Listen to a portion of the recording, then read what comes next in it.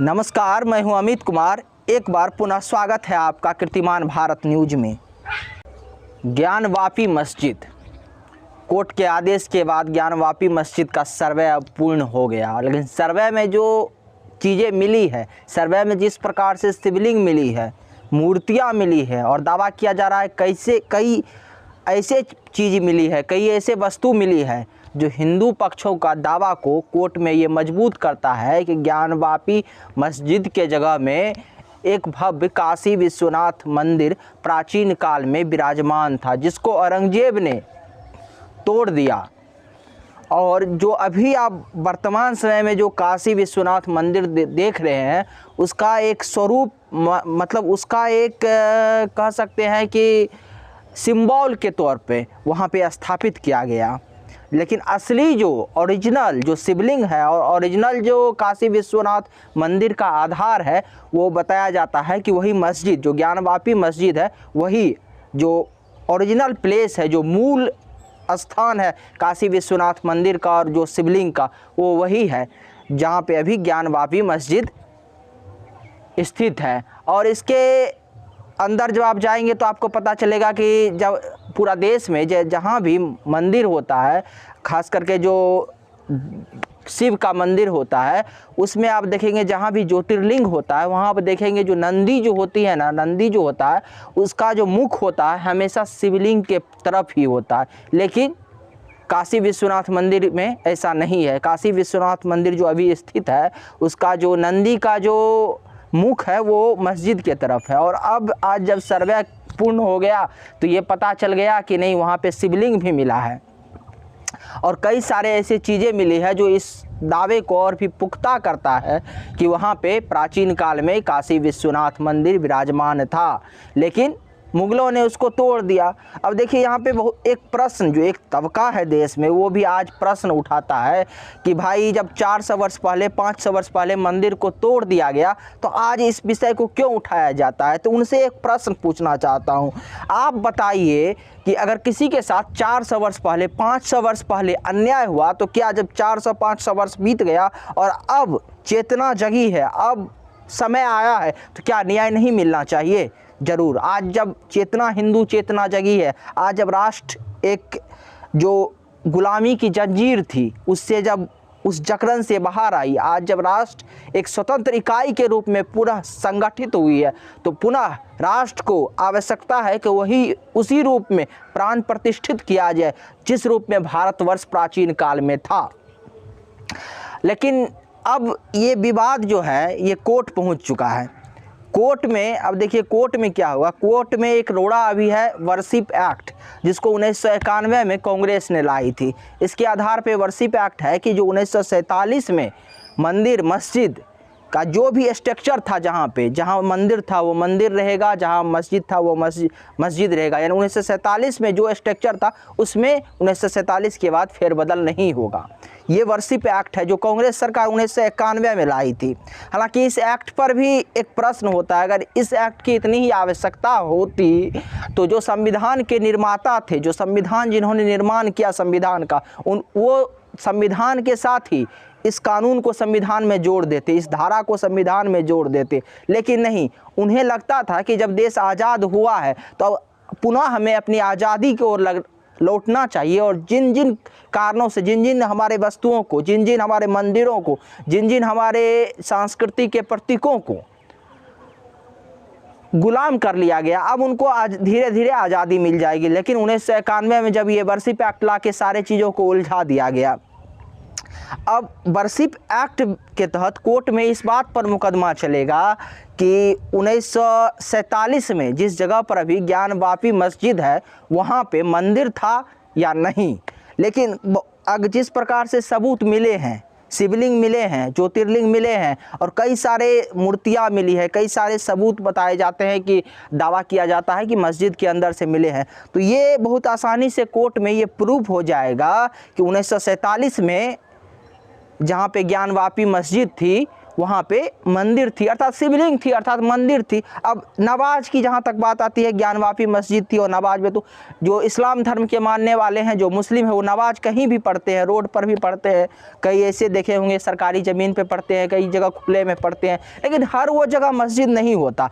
ठीक इसी आधार पर कोर्ट में अब ये प्रूफ हो जाएगा कि नवाज पढ़ रहे थे ज्ञानवापी मस्जिद में 1947 में उस स्थान पे, चूंकि मंदिर था। और देश में तो देखिए सेकुलरिज्म के नाम पर आजकल क्या होता है, हाल फिलहाल में एक घटना आई कि मंदिर में जाके कुछ लोगों ने नमाज पढ़ा सामाजिक सौहार्द के लिए, और ये गंगा जमुनी तहजीब को ये दिया गया। लेकिन ऐसा दूसरे पहलू में नहीं देखा जाता। कभी कोई पक्ष को आप नहीं देखे होंगे कि जाके मस्जिद में हिंदू पक्ष को आरती करने दे, वहाँ पे हवन करने दे, वहाँ पे उनको पूजा पाठ करने दे। लेकिन धर्मनिरपेक्षता के नाम पर एक पक्षों को, जो बहुसंख्यक आबादी है, उसको हमेशा सेक्रीफाई करना पड़ता, संतुष्ट करना पड़ता, उसको हमेशा एक प्रकार से दबाने का, उसके अधिकारों का हनन का देश में शुरू से ही प्रयास चलते आया है। लेकिन अब पहली बात तो ये होगी कि कोर्ट में अब ये प्रूफ आसानी से हो जाएगी कि 1947 में वहाँ पे मस्जिद नहीं बल्कि मंदिर था। दूसरा, ये मामला अब लोअर कोर्ट से हाई कोर्ट होते हुए सुप्रीम कोर्ट तक जाएगा, और ये मामला कोर्ट के द्वारा अभी लंबा खींचेगा। कोर्ट में अभी कई राजनीतिक पार्टियां जिसका आधार मुस्लिम तुष्टीकरण है, वो कोर्ट में इस मामले को लटकाने का प्रयास करेंगे और इस पर राजनीति करने का भी प्रयास करेंगे। अभी देखिए राजस्थान के उदयपुर में कांग्रेस का चिंतन शिविर हुआ, जिसमें सोनिया गांधी ने जोर शोर से ये मुद्दा उठाया कि देश में अल्पसंख्यकों पे जुल्म होता है। हालांकि जब अल्पसंख्यक का जिक्र करती है सोनिया गांधी तो ऐसा अवभाव से प्रतीत हो जाता है कि वो केवल मुसलमानों की बात करती है। देश में अल्पसंख्यक तो सिख है, बौद्ध है, जैन है, क्रिश्चियन है, यहूदी है, लेकिन अपने देश में केवल मुसलमानों को अल्पसंख्यक समझा गया। ये तो एक विषय हो गई। दूसरा विषय आएगा जो अगर केंद्र सरकार चाहे तो 1991 में जिस प्रकार से वर्शिप एक्ट लाया गया था, संसद के द्वारा कानून पास करके लाया गया था वर्शिप एक्ट, जिसके तहत 1947 में जो स्ट्रक्चर, जो ढांचा, मंदिर हो या मस्जिद हो, जिस प्रकार से है उसको वैसे ही रहने दिया जाए, ऐसा एक कानून बना दिया गया 1991 में। उस कानून को वापस ले सकती है, जिस प्रकार ठीक उसी प्रकार से जिस प्रकार से किसान कृषि बिल पे वापस लिया गया, किसान के लिए जो बिल लाई थी मोदी सरकार उसको वापस लाई, जिस प्रकार से धारा 370 हटाया गया संसद के द्वारा, इसी प्रकार से वर्शिप एक्ट को भी संसद के द्वारा हटाया जा सकता है, रिमूव किया जा सकता है। लेकिन अब देखना होगा कि अब सरकार इसमें कैसी भूमिका निभाती है, सरकार की इसमें क्या भूमिका होती है। और सरकार की भूमिका इसमें इसीलिए भी होना चाहिए कि जो काशी विश्वनाथ जो मंदिर है, ये हिंदू धर्म का जो 12 ज्योतिर्लिंग है उसमें से एक है काशी विश्वनाथ मंदिर। और हिंदू धर्म के मानने वाले लोगों को जो त्रिदेव, जो प्रमुख रूप से जो त्रिदेव है, ब्रह्मा विष्णु महेश जो शिव है, उसमें से एक शिव है जिसको महेश भी कहा जाता है, उसका वो काशी विश्वनाथ में ज्योतिर्लिंग है। तो इसीलिए भी ये हिंदू धर्म के लिहाजा से तो बहुत पवित्र जगह माना ही जाता है। अब जरा यहाँ पे कल्पना कीजिए, एक तर्क यहाँ पे और देना चाहता हूँ कि कभी आप देखे होंगे कि जो इस्लाम धर्म के मानने वाले लोग हैं, मक्का मदीना उसके लिए काफ़ी पवित्र है, वहाँ लोग हज करने के लिए जाते हैं। कभी देखे होंगे कि वहाँ पे जाके कोई हिंदू मंदिर, कोई क्रिश्चियन का जो चर्च होता है, ईसाइयों का मानने वाला जो चर्च होता है, नहीं। ठीक इसी प्रकार से जिस प्रकार से उनके लिए वो पवित्र है, इसी प्रकार से जो हिंदू धर्म के मानने वाले, सनातन धर्म के मानने वाले और भारतीय संस्कृति के मानने वाले लोग हैं, उनके लिए काशी विश्वनाथ चूँकि 12 ज्योतिर्लिंगों में से एक है, इसलिए बहुत पवित्र है। ये कोई साधारण मंदिर नहीं है। इस मंदिर को नष्ट किया गया।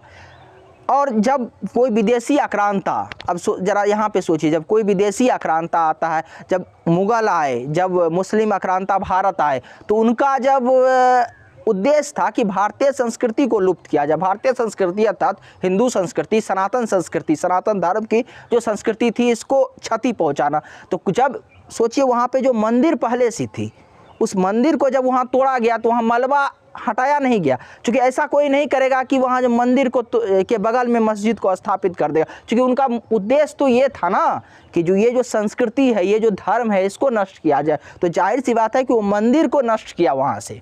कहीं भी अगर कोई भी आक्रांता जब किसी धर्म के अस्तित्व को नष्ट करने जाता है तो वहाँ पे ऐसा नहीं किया जाता कि मंदिर को तोड़ के मंदिर के बगल में और मस्जिद बना दिया, क्योंकि उसको मंदिर से कोई मतलब स्नेह नहीं है, कोई प्रेम नहीं है, मंदिर को वो नहीं मानता, वो ज्योतिर्लिंग को नहीं मानता, वो देवता को नहीं मानता जो मंदिर में विराजमान है।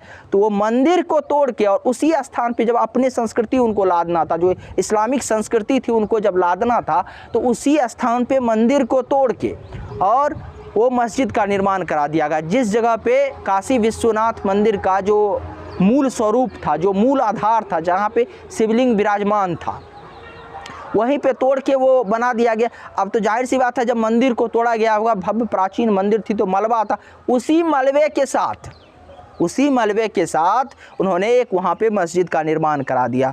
और अब तो ये चीज़ धीरे धीरे जब प्रूफ होने लगी है तब ये मामला कोर्ट में है। अब देखते हैं, देखने वाली बात ये होगी कि गंगा जमुनी तहजीब की बात करने वाले लोग अब ये मंदिर खुद हिंदू समुदाय को वापस लौटा देते हैं, या फिर ये मामला कोर्ट के द्वारा निपटारा होता है, या फिर संसद के द्वारा कानून बना के काशी विश्वनाथ मंदिर को पुनः भव्य शिवलिंग जहाँ पे अभी भी मौजूद है बताया जाता है कि ज्ञानवापी मस्जिद के नीचे इस सारी कार्रवाई होती है। और इसमें सरकार की क्या भूमिका होती है, कोर्ट की क्या भूमिका होती है और समाज की भूमिका क्या होती है, और इसी में आपको देश के राजनेता को भी पहचानने का मौका मिलेगा, आपको समझने का मौका मिलेगा कि कौन सा राजनेता आपके धर्म, आपके संस्कृति और आपके प्रति वफादार है। सब कुछ आपको इसमें नज़र आ जाएगा। आगे देखते रहिए होता क्या है। धन्यवाद।